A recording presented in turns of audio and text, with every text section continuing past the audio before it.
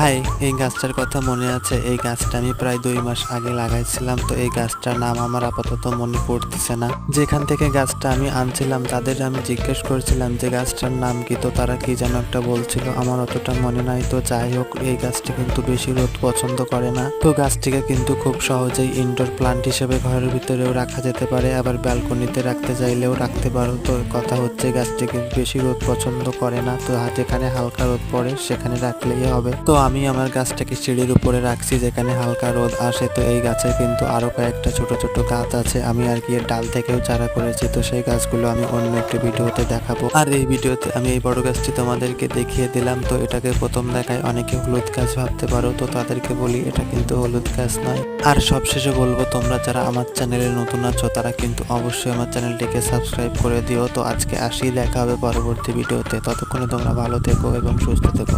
Tata.